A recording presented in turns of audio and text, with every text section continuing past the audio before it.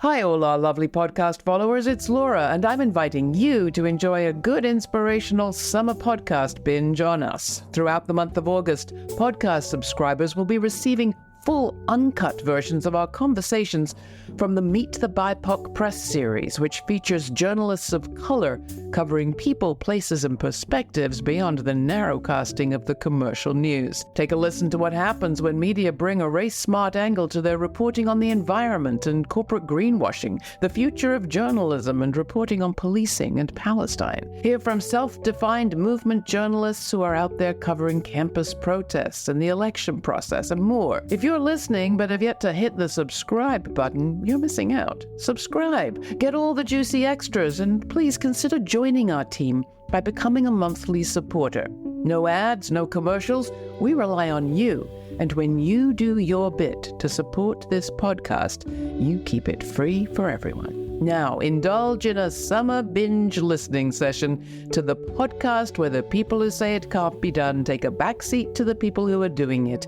and get inspired. Now, on with this week's show.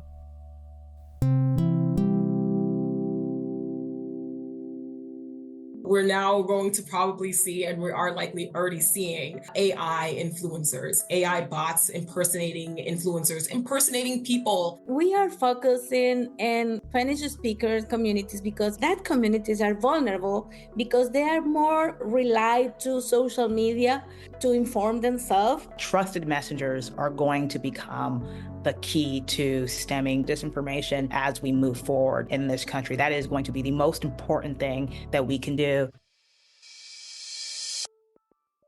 Disinformation, the deliberate spread of false or misleading data or stories, is dangerous. It can affect the way we relate to one another and determine the choices we make. Fakes and hoaxes have always been with us. The British, for example, distributed fake messages from George Washington during the War of Independence, supposedly calling the whole thing off. But technology has only made the problem worse, accelerating how fast and how far lies can spread and how precisely they can be targeted. Theories like those that proliferated after the shooting of Donald Trump can quickly become facts, given the right amount of repetition. This time, on our Meet the BIPOC Press monthly feature, we're going to ask who are the targets of disinformation in election 2024 and what can be done to protect fact-based journalism. With me, Tamoa Calzadilla, the editor-in-chief of Factchequeado, a collaborative initiative to combat mis- and disinformation that targets Latino and Spanish-speaking communities. She's an award-winning investigative journalist from Venezuela whose work in the U.S. focuses on news literacy, conspiracy theories, and hate. Also, Esosa. She is the former Deputy Executive Director of Fair Fight Action, the voting rights organization founded by Stacey Abrams, and the founder of Onyx Impact, which just released a first-of-its-kind report looking at disinformation specifically in Black online spaces. And finally with us is Kadia Tubman, disinformation correspondent for Scripps News, a national broadcast news channel based in Atlanta. Formerly, Kadia was the managing editor for diversity, equity, and inclusion for Insider's Global Newsroom and a national politics reporter at Yahoo News. Well, welcome all. I am so glad to have you. Kadia, let's start with you. Disinformation officer. I mean, there's a whole beat now dedicated to this story. How do you define disinformation? That's distinct from just good old lies.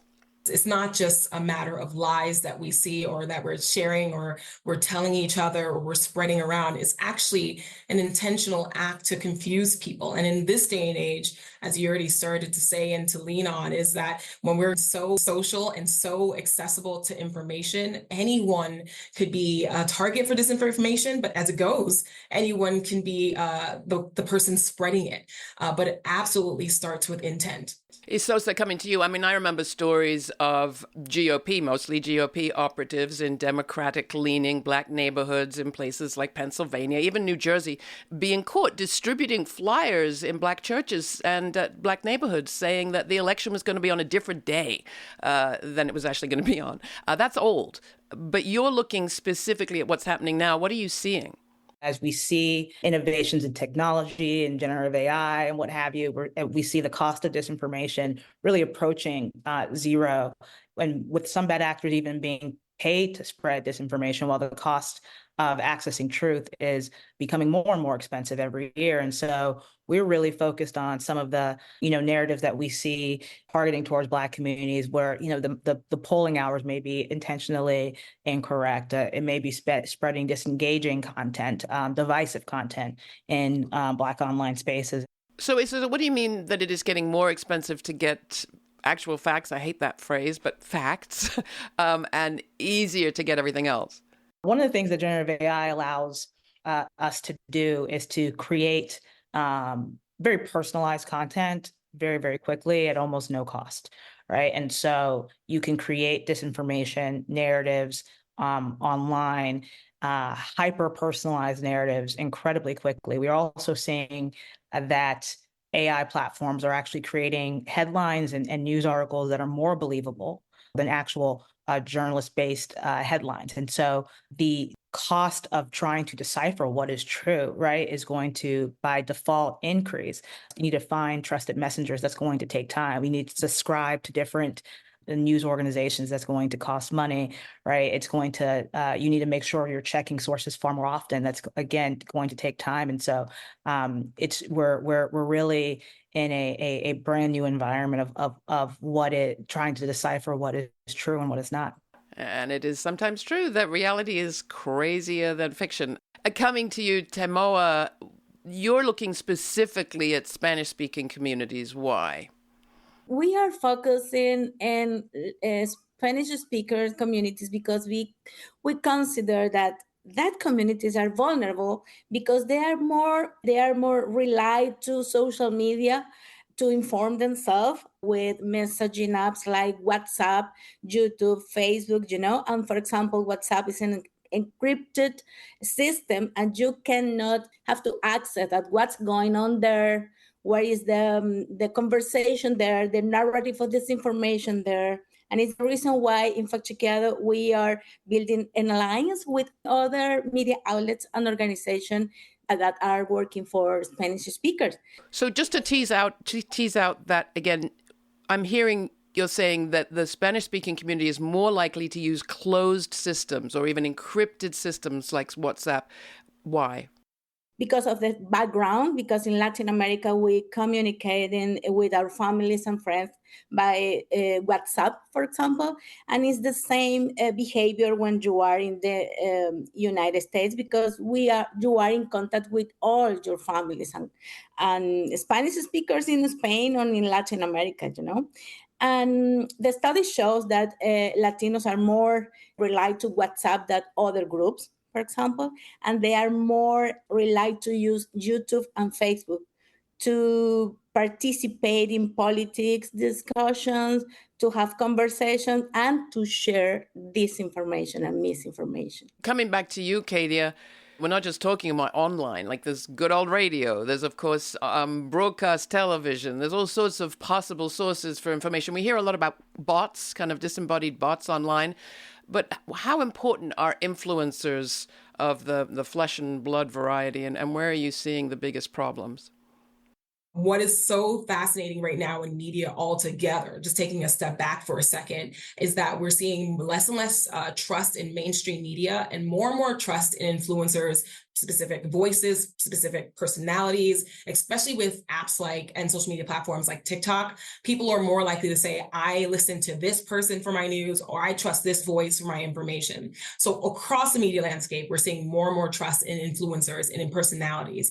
At the same time, because of that trust that's growing with an audience, we're seeing those influencers being tapped or used by bad actors to spread misinformation. We're seeing influencers being flown out to DC, or at least the reports that I've been getting is influencers being flown out to DC, being coached and being taught to talk about politics, whether they are from battleground states like Arizona or North Carolina. They're being taught to talk about this because they're of course, political actors, but also bad actors too, who know that one way to get in front of an audience is through an influencer. Now, that doesn't mean that all influencers have bad intentions or don't know what they're talking about or can't be trusted. It does mean that we need to pay a lot more attention to what influencers are saying, who might be motivating them to say these things, or who might be behind them, and whether we can actually trust their information or verify it for ourselves. And then, of course, there's AI, right, Kadia? I mean, AI creates characters who could be your unknown influencer.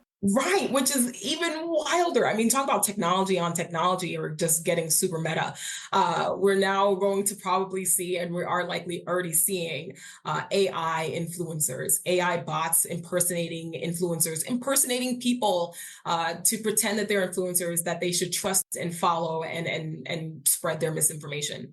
Coming back to you, Esosa, what did you see in Georgia, if there are stories that you want to tell from that campaign when you were working with Stacey Abrams? And what are you seeing now that you think would sort of crystallize the problem for people watching and listening to this program? What we saw in Georgia during the last presidential cycle, as a lot of you can imagine, was that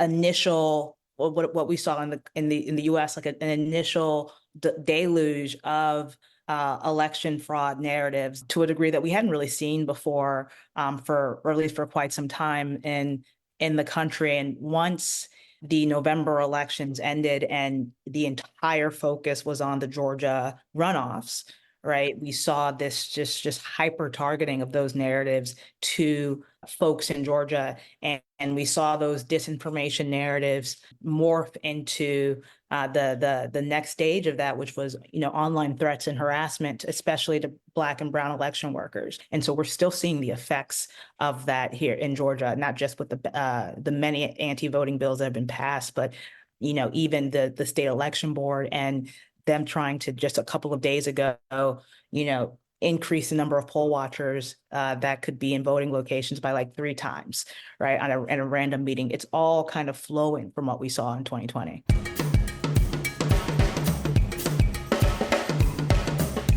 This is Laura Flanders and Friends.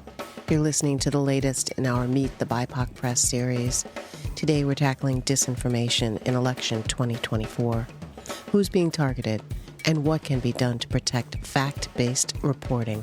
Laura is joined by Tamoa Calzadia, editor-in-chief of Fact-Chequeado, a collaborative initiative to combat mis- and disinformation targeting Latino and Spanish-speaking communities, and Esosa, founder of Onyx Impact, where she has just released the first report of its kind looking at disinformation specifically in Black online spaces. And also Kadia Tubman, Scripps News disinformation correspondent, a national broadcast news channel based in Atlanta. Next, how does disinformation spread, and why are so many of us susceptible to it? And what are journalists doing to combat this issue? You can find all of our Meet the BIPOC Press episodes in our archives at lauraflanders.org. This show airs on community radio and public TV stations across the country and as a free podcast. You can also watch the show at our website, lauraflanders.org. While you're there, please take a moment to subscribe to our newsletter. Subscribers receive information on all of our streaming events and web exclusives, including the free podcast of our full uncut conversation from today's show. The discussion continues, but first here's Jock-A-Mo by Chawa with Single Lock Records, part of New Orleans Muscle Shoals.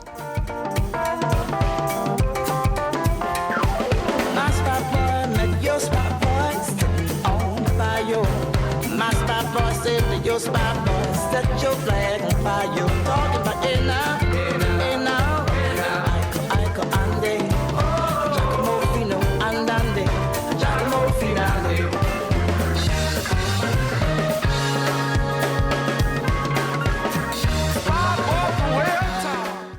You make a good point that it is hard to counter disinformation with facts. Is that just a function of the way our brains work, or we get tired, or what do we know about that? Disinformation works in a similar way, regardless of, your background, your income, your party. And that is that the more times that we hear something, the more likely we are to believe that thing is true and to believe other people believe it's true as well, right? We substitute repetition for truth. That's how you teach little kids basically anything, right? And so that fill the gap issue telling something that something they believe is wrong, right, doesn't necessarily fill the gap.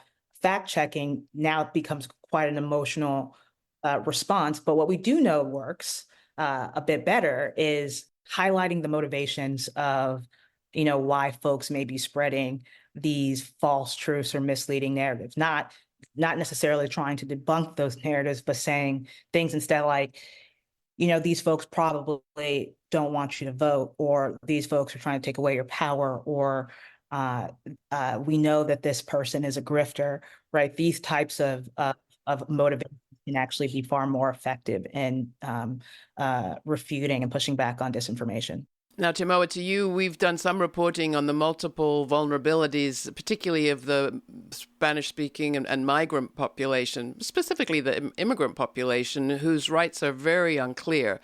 And I want to ask you what you think are the motivations of some of those spreading disinformation in the communities that you're studying today in this election. With the immigration issue, we can see different motivations. For example, the Great Replacement theory, the immigrants are coming to the United States to vote to replace the white voters, etc., is to push racism or something like that, and is targeting other people, more conservative people. But when the narrative is about the electoral process and with immigrants are criminals, or the crime is rising because of the people coming through the southern border, is with an electoral intention, right? They are voting, they are in the middle of the fraud plot or something like that. It's different, but all those narratives are doing damage. We're hearing that those narratives are working inside the Latino population in this country. A very large voting bloc, a bloc that is growing, in sympathy for the Republican candidate this time around. Talk a bit about that phenomenon and how important misinformation in the circles that you're studying could be to this specific election and that particular voting bloc. Yes, in this particular election, the polarization is with conservative voting among Latinos. In South Florida, specifically South Florida, you can see a phenomenon, the radio shows. The radio shows have some anchors spreading a lot of disinformation, conservative narratives about the abortion until the last month of the pregnancy, comparison with socialist regimes that are dictatorships in Latin America, the relationship between the government and the weaponization of government to control you, to control your life, with the IRS, with your money, with your health. Do you remember when there were masks in the middle of the pandemic became in an issue, a political issue, an ideological issue, because they want to control me. That kind of narrative are very popular in South Florida because people came from dictatorship, from government that really control you or want to control you.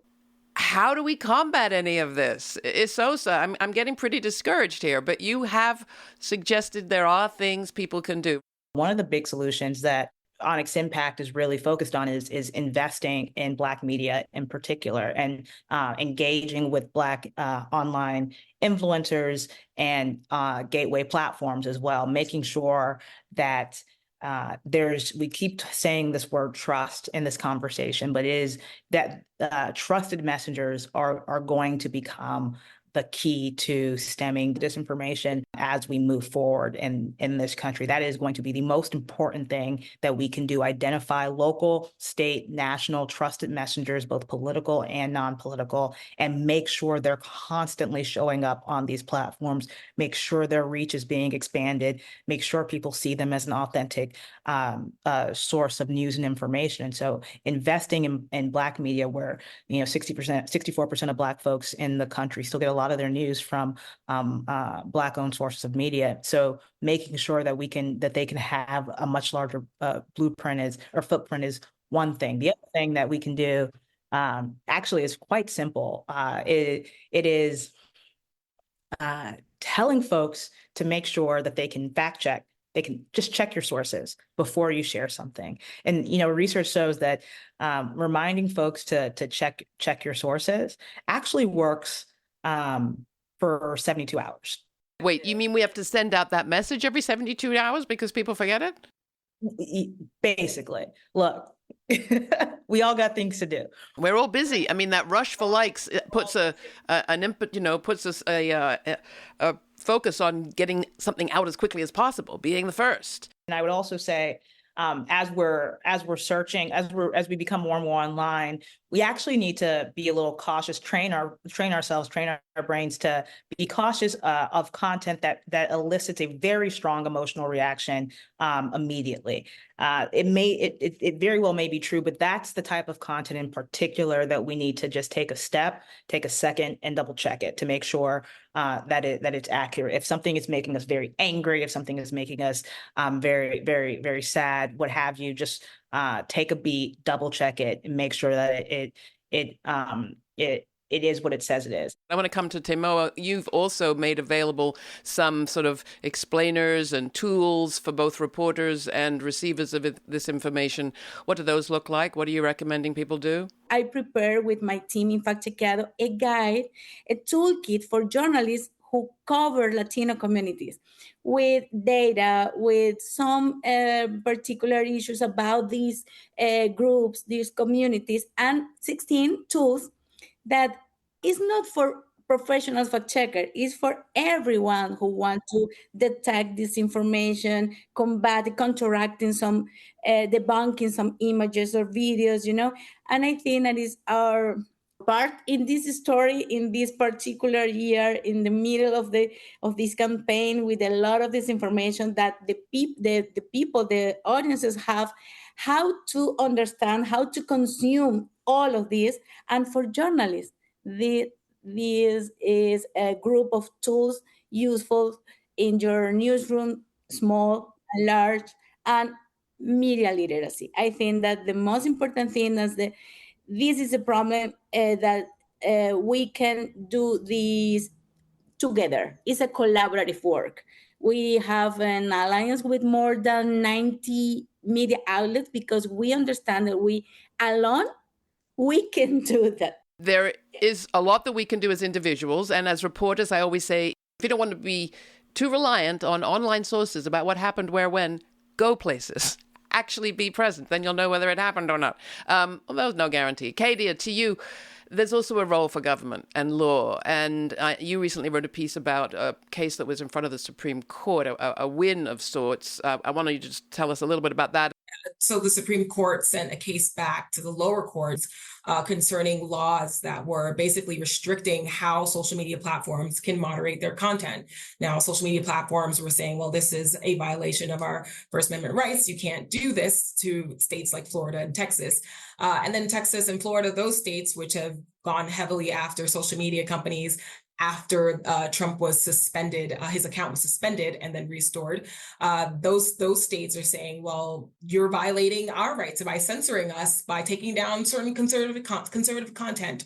And so that was what the case was about. And essentially right now, even though it is in limbo, it is seen as a victory for social media companies as they relitigate this case. However, going into the election season, which was the most important part of seeing the result of the Supreme Court case, was that whether or not we would see a protection for everyday people against the widespread and the wild, wild west, is what I call it, of misinformation on social media.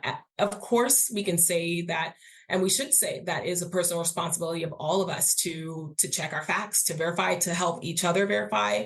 But there is also a very important role that the government, that lawmakers play, that policy plays in making sure that everyday people are protected from misinformation. And there has been a push, not nearly as big enough as experts and researchers have warned, for social media companies to work with lawmakers and researchers to make sure that there is adequate content moderation when it comes to disinformation. I can tell you right now, as someone going through so many conspiracy theories and so much disinformation around the shooting this past weekend at the Trump rally, many of these posts are still up. Many of them may have disclaimers that they're false, whether they are doctored photos or language that has completely, it's basically outright lying.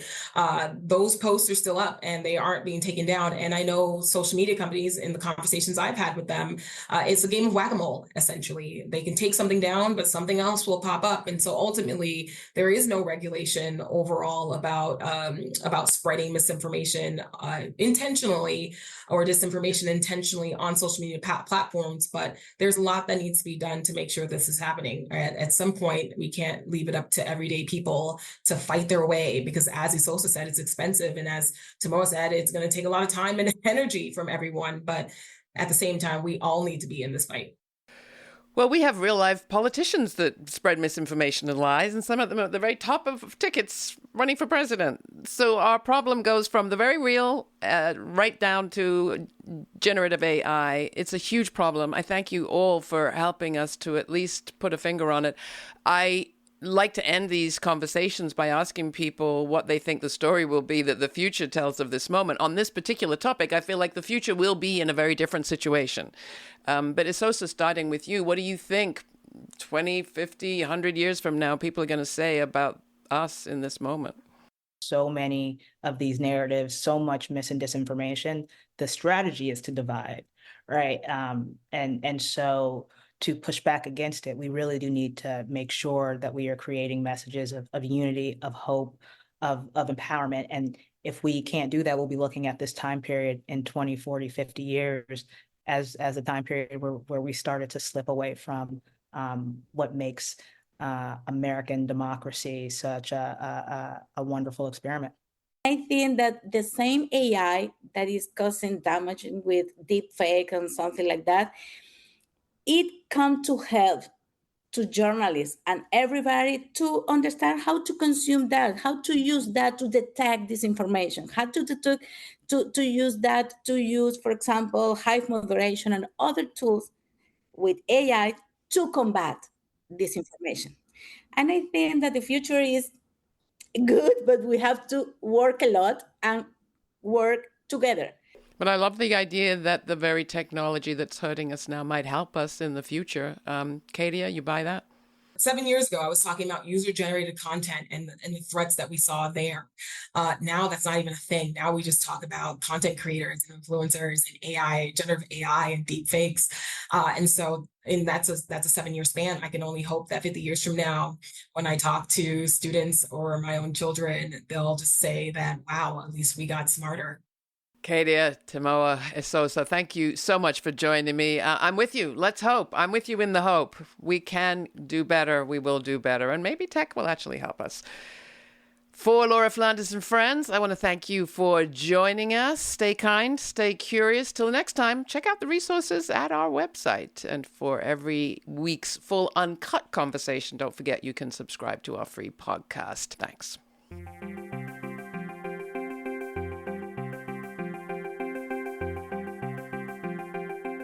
For more information on this episode, check out our show notes posted at patreon.com/Laura Flanders and Friends. It includes an invite to watch the premiere of each week's show on our YouTube channel and chat live in real time with Laura Sundays at 11:30 a.m. Eastern. Thanks to our member supporters, this show remains free to millions on public TV, community radio, and as a podcast. Not a member yet? Make a one-time donation or make it monthly at lauraflanders.org.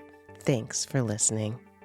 This show's produced by yours truly, Laura Flanders, with Sabrina Artel, Jordan Flaherty, Miracle Gatling, Jeanette Hernandez, Jeannie Hopper, Sarah Miller, Nat Needham, David Neuman, Rory O'Connor, and Nadie Pina. Stay kind, stay curious. Until the next time, for the Laura Flanders Show, I'm Laura.